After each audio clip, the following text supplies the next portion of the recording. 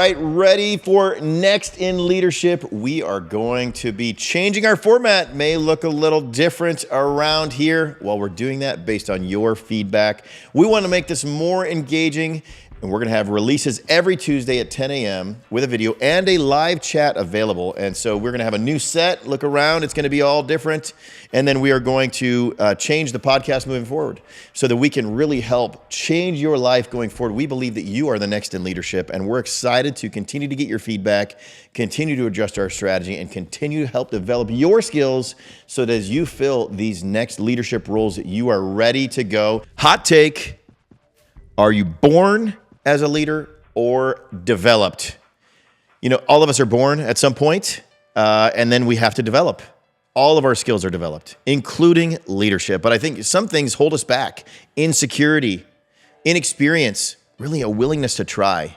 And so if you have passion, humility, and really a undying curiosity, you can be developed as a leader. And so ultimately, I remember a time where I was very early on in my leadership journey, and people were looking to me, and I had a choice. I could either step into that light as a person that was born to step into a leadership role, I believe, but more importantly, I was totally ill-equipped, and so I needed to develop my skills.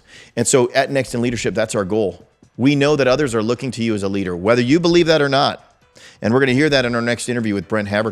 He's going to talk about how he was born and saw an undying passion for the real estate market, where that curiosity led to the development of his leadership skills, so that likewise, if you're curious about an industry, you're curious about leading, you can develop those same skills and take some of the things that we learned from him and share those, because we're here to help you develop your leadership journey so that you can be next in leadership. Welcome to our next episode of Next in Leadership Live, the interview. Today we have Brent, and you guys are in for a treat. He's a business owner and entrepreneur, and really has had a long-term journey through leadership. And I'm excited for you guys to hear his story. I've recently gotten to know Brent over the last year plus, and have been impressed with what he's built, and really how he's building a legacy, quite frankly, on the other side of that as well. So Brent, as we always start, what is an early place in your leadership journey that you thought, all right, people were looking to me as a leader, or I recognized I had some leadership traits? Was there a period of time or place where that kind of stood out to you? Yeah, Reed, thanks so much for having me today. This is going to be fun, talking about leadership a little bit. I think my story might be a little bit unique as I think back through high school and college. I don't think I was very much of a leader, Reed. As I look back, people weren't necessarily attracted, and wanted to follow me. And it really wasn't till post-college when I got passionate about something. In my case, that was real estate investment, and I just started doing it. And before long, I realized, if I'm going to get to where I'm going, I'm going to have to get some help in doing this. And in order to get help, as you know, you've got to be able to communicate what you're doing and communicate where you're going. And so once I learned to be able to do that, particularly if you combine that with a little bit of success, it becomes pretty attractional to people. And before long, really for the first time in my life, people were interested in what I was doing. They wanted my opinions on things. They wanted to know where I was going. And because they were attracted to in my case, kind of to the expertise of it. And so I think that was really my first lesson in leadership was, you have to understand, you have to have competency, you have to know what you're doing, but then you have to communicate where you're going, how you're going to get there. And, you've experienced this, but once you have leadership in certain arenas, then oftentimes you get tapped on the shoulder to give leadership in other arenas inside the church and other areas. And that's really kind of my early leadership story, Reed. Yeah, and I think what I love is I've sat in meetings with you. You're very contemplative. You're thoughtfully listening. I think there's a lot of people that sit there. They're just maybe not the extrovert that the world would see as a leader, natural trait. but you're sitting back, you're contemplative, you're listening, and you're in your mind. I can see putting the pieces of the puzzle together and seeing some of the gaps inherently. And then the early leadership journey, which is true for everyone, is find something you're passionate about, right? I mean, I Yeah. think, people want to follow people that are passionate about something. Yeah. And then if you're passionate about it, I'm sure since you're contemplative and thinking through, you're finding the clearest path towards that. And that led to early success. Yeah. And so you didn't necessarily choose leadership, you chose a passion. You diligently worked towards it. That led to early success. And then people identified you as a leader. And you're like, no, I was just doing my passion, man. I mean, I Yeah. was just Yeah. scared about this stuff. And now you're like, Right. hey, what's I going on here? for in my case, so I knew where I wanted to go, but I had to have help. Mm-hmm. And I didn't have any experience in leadership. And so that was one of those lessons I learned is, today they'll use words like mission or vision. Right. Um, and, then I was just trying to say, hey, this is what I'm doing and this is where I'm going. And that's all it is. But, through that process, I learned how important mission and vision Yeah. and the articulation and the clarity of those became. So, And yeah, they're more impactful at an organizational level, and we'll get there. But yeah, then, okay, so they came to you and you were just passionate about something, but you had to get a little bit structured to leading self well, right? And so now the yeah, organization, you got this first role, you had some success. What are some like daily habits or leading yourself well that brought others along? Because especially when you're somebody that's more contemplative and not out there, you have to have the habits they're going to start following because you may not be the extrovert entrepreneur out there telling everybody what to do, but you yeah, were more demonstrating what was done well. yeah, And so, what's some early self leadership habits that you yeah. established that others can maybe gravitate towards or do themselves? Yeah, I was always a curious guy, Mm. and so I always wanted to understand. And for me, it always started with the understanding of the process, and then it always led to the doing. And because I wasn't that natural leader, I was the kind of guy that said, "Hey, this is what I'm doing. Help me do this Mm. thing. We're going this direction." And I need some help in doing it. And, in my case, it was I had done all the jobs in the organization. And so I knew how to find tenants and I knew how to maintain units and I knew how to handle property management and all of those things. And it just became a process where I think all of my early employees in particular, knew that, hey, I valued them so much because I had done that job and wanted to say, hey, let's succeed together as we walk down this road. Yeah, that's awesome. And I've talked to other leaders in this process, and many of them that I'm talking to are probably more extroverted, right, than you Sure. naturally are.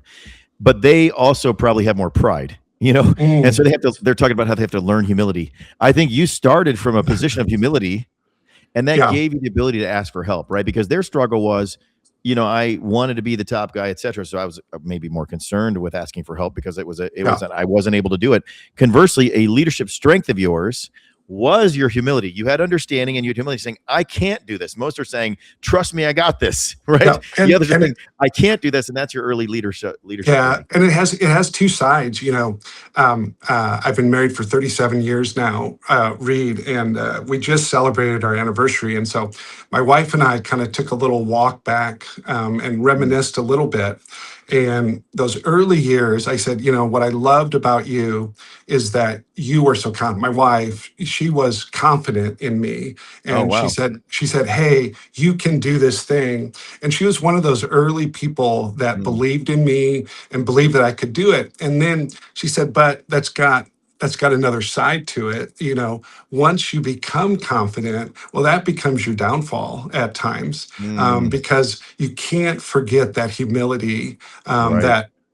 Because my strength in those early years was, well, I'll learn how to do it. I'll do anything. I'll just let me go to work on it and whatever it was. But then once you gain a lot of confidence, then you have to watch out for it because Yeah. I always say a little bit of success early is a dangerous thing, Right. because you can kind of believe you can do anything at that time when you really can't. So Yeah, that's great. yeah, That's a great story arc. And I think another part of that story, and of course it's your wife, but every early leader needs someone that's leading self to believe in them. right? And whether it's Yeah. a mentor or a partner or a peer, and so if someone's listening here, maybe they've already gone through this and Mm. they're next to a Brent right alongside, and so that early belief is super super critical, and maybe just so that we can just put a pin on that point for a second, what did that belief mean to you? So maybe you're someone listening, you're saying find someone that believes in you, and it's a young leader that's getting started, or someone that's in our demographic where we're a little bit older. Who do we want to believe in, and what is that impact of that, so we can focus on that? So what did that your wife believing in you in that moment mean to you, and how early in your leadership, how did that give you the confidence you needed? Yeah, I think a really important fact here on this is, confidence isn't necessarily something you have or don't have. It's kind of a learned skill, and that's what Mm, my wife gave me. Is she said, "Hey, you can do this," and then once I started doing that, then I started to believe it, and it kind of builds that confidence. And I think it doesn't matter if it's a new employee that we hire, but the first things we try to communicate is you can do this job. right. You can be successful at this, and we try to give them a pathway to understand how to be successful and go through that process. But if you've never done it before, or if you come from a background where people haven't really believed in you, I totally agree with you, Reed. That is so important, to start with that first step of believing that you can accomplish that thing and finding some people. And, for a lot of people, I think through, I talked about in high school, I wasn't really a leader, Mhm. but I was part of a successful basketball team. And, that coach instilled in me, hey, you can be successful at this, follow my path and you'll learn. And so we try to do that in the business today. Hey, follow this plan and you can succeed inside of this organization. Yeah, that's awesome. And now that leads to the second part of the conversation, which is leading others. And so obviously lead the first thing, and if you're listening, believe in someone or be believed in. And when you do Mm, that, that fuels others. And so now let's talk about that. You started leading others, right? And you got yeah. these people that you said, come alongside me, and I need help in these areas. Now you're leading others. What are some early leadership either trials or things you learned or things that other can take from that as you started? All Yeah. right, I got direction here. It's going really well. I need more people. Oh, now I got people. Yeah. What do Yeah. I do now? I got people. I'm leading others. So talk about that. Uh, so I think in my case, I built, and so I'll kind of tell you about the things I did wrong and some of the things I did right, but I built a typical entrepreneurial organization. And what I did is I put myself right in the center of that organization, and I tried to make all the decisions Mhm. for that organization. And that actually works pretty well for a modest sized organization, or at least it did in my Mhm. case. And so, the first part of my career, there was a lot of rapid growth and a lot of success in that process.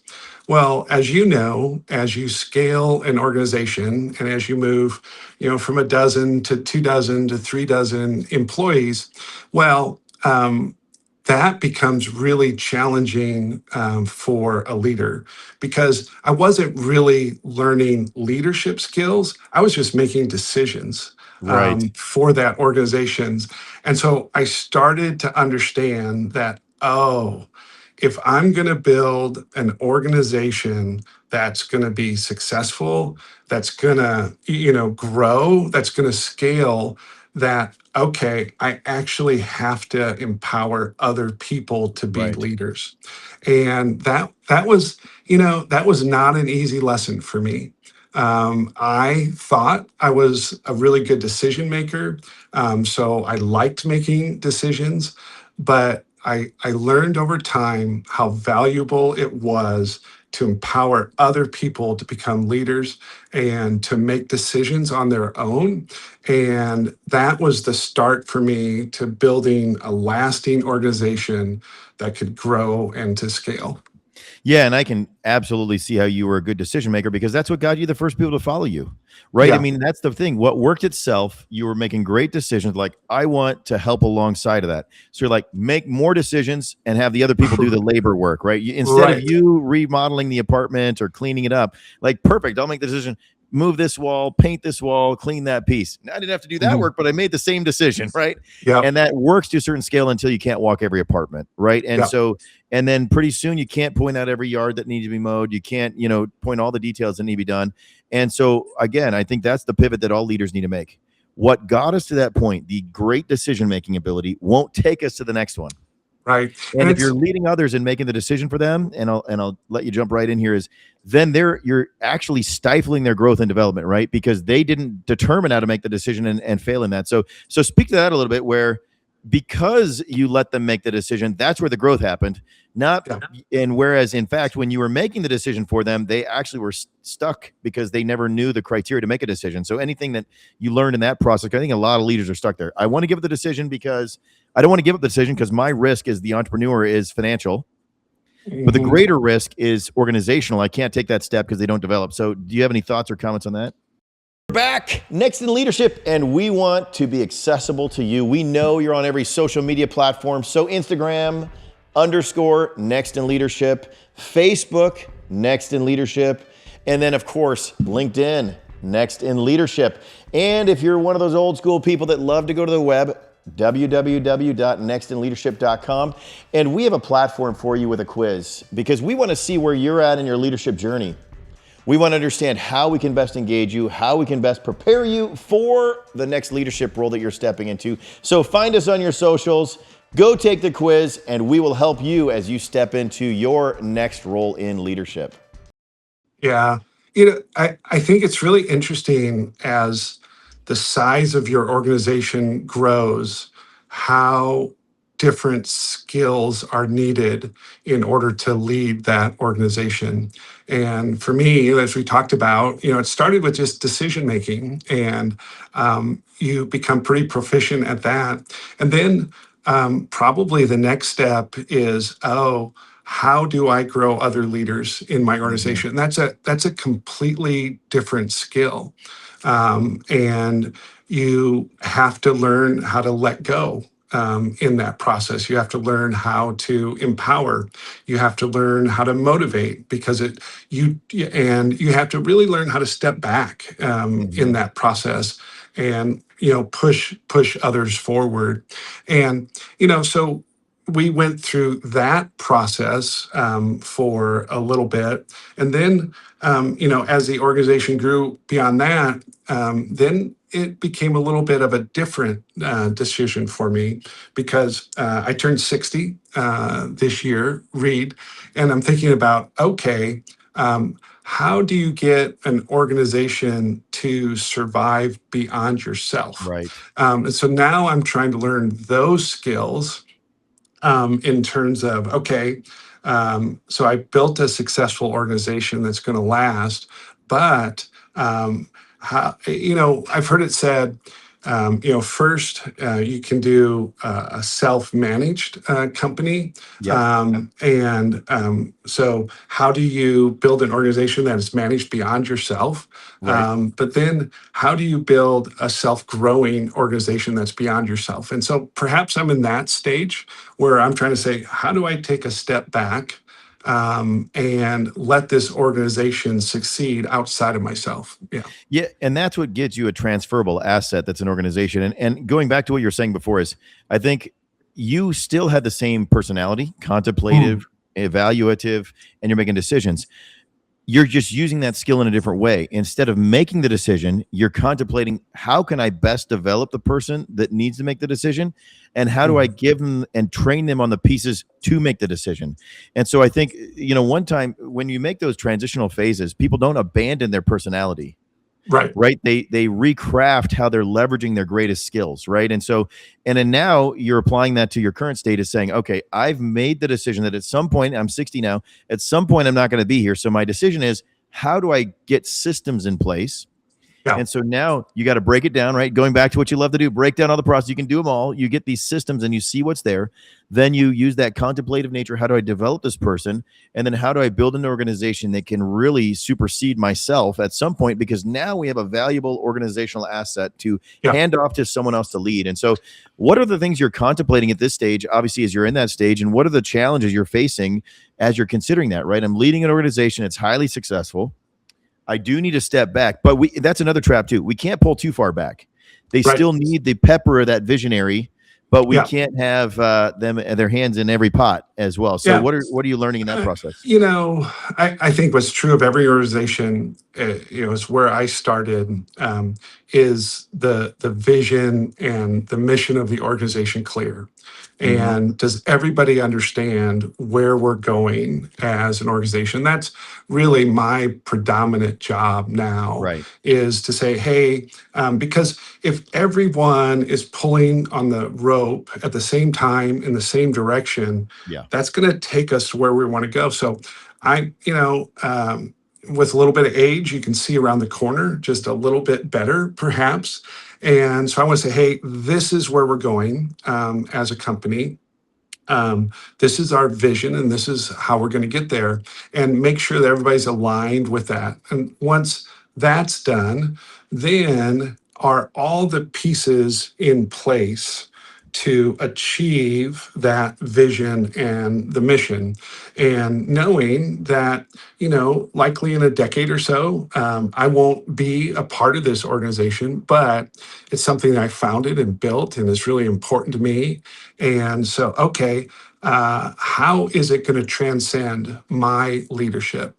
How is that going to transcend? And so, those are the things that I think about. And, from a legacy perspective, it's a lot of fun. We have 160 employees now, but it's a family business. Both of my sons are in the business. And so it's a lot of fun thinking about, how do I transfer some of the lessons I've learned?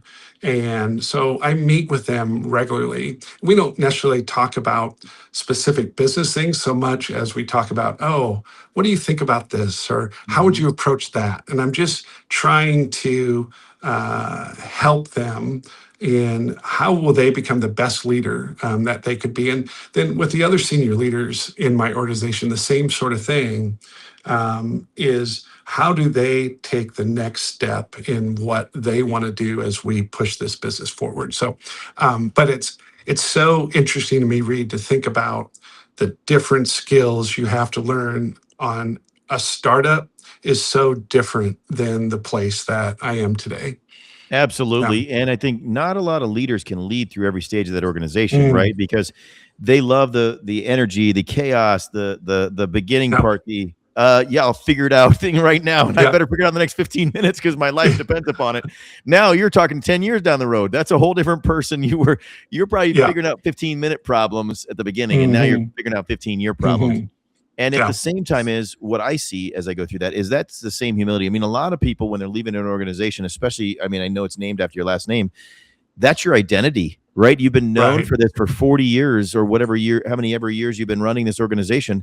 And so to have the humility to say, wait a minute, even though it's my name, even though I have been involved of it, I know this organization is bigger and more important than me personally, even though it's, decades of blood, sweat, and tears and a key identity. And that's hard for leaders at that stage.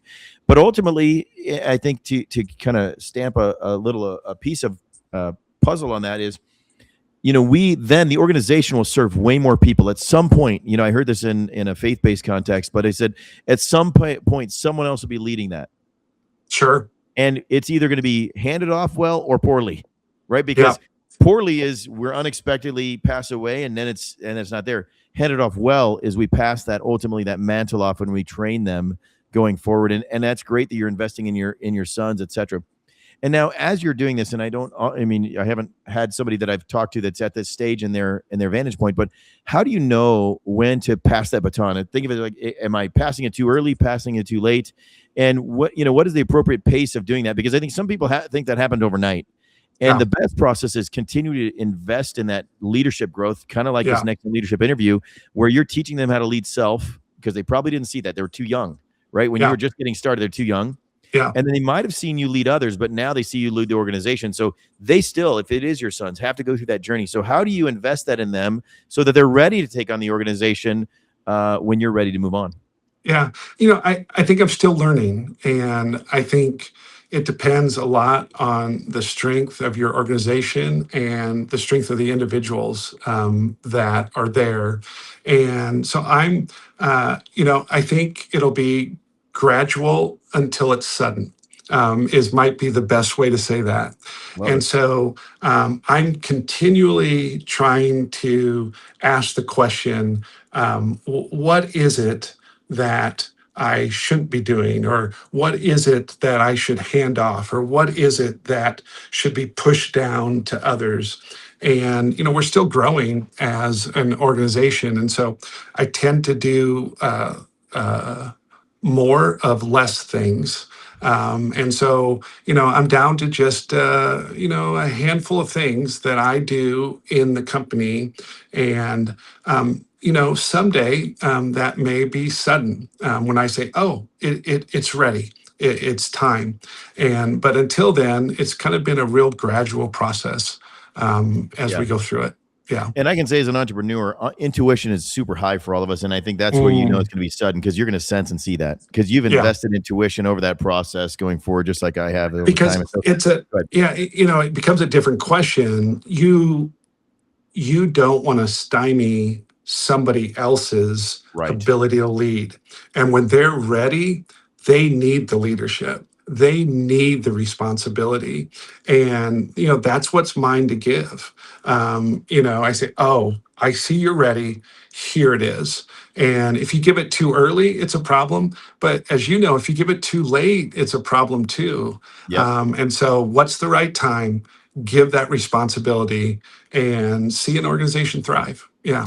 Yeah, and I've watched, even over the last year, I've seen elements of your organization, and you're a great, humble leader, and certainly very contemplative, and offer great insights in that process. And I'm sure you'll continue to see that journey going forward as you're passing that on, possibly the next generation, as the legacy continues going forward. So, as we kind of bring this to a close, and let's say there's somebody listening and they might be just getting started in leadership, or maybe they're at that self, or maybe they're in the others or organizational phase, or they're saying, hey, I'm thinking about legacy. What is one piece of advice you'd say at this stage in your life to anyone at that level they should take and just go apply today if they could? Yeah. This just is a lesson that I learned. I think most people like me, like you, Reed, they're awfully focused on the end goal, the end result. And, during my early years, I was so focused on where I wanted to go and I Mm, wanted to get there fast through the process. Well, now I'm looking back at a career and I'm saying, you know what? It was that process mm, that was better than any result that I've achieved all sorts of things in my life that I'm very, very proud of. But probably just as we've talked about before, we talked about the process from that small organization, to a medium-sized organization to now a little bit larger organization. And as I enter my 60s, what I'm trying to do is just enjoy that day-to-day process so well.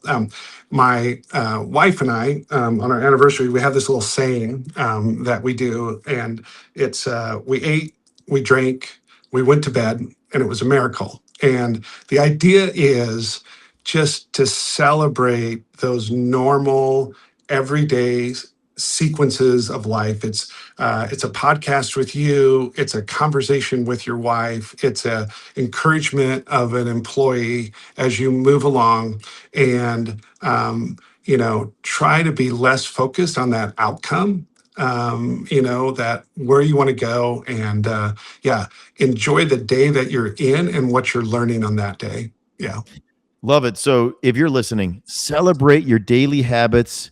Don't focus on an mm, end goal success, right? I mean, it's less about the championship. It's more about improvement in everyday's practice. And yeah, then, of course, recognizing, in your case, your wife, those who believed early in you, who are cheering you along all the way, and reminding you of things that you still have opportunities to learn, as my yeah. wife does. So she's right by your side.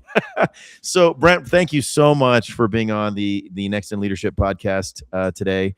And I know that they're going to get great insights in this. And also, I am watching a direct legacy you're building for, and certainly one that you're building as really philanthropically. And you are going to have a huge impact on society, whether people know or not. And that's your humility again.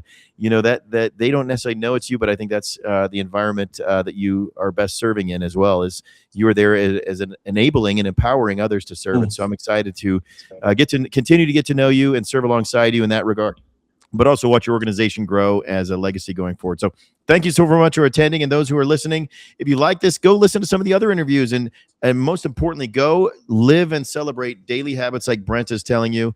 And we will see you on your leadership journey next in the Next in Leadership, the interview. Thank you. Thanks, Reed.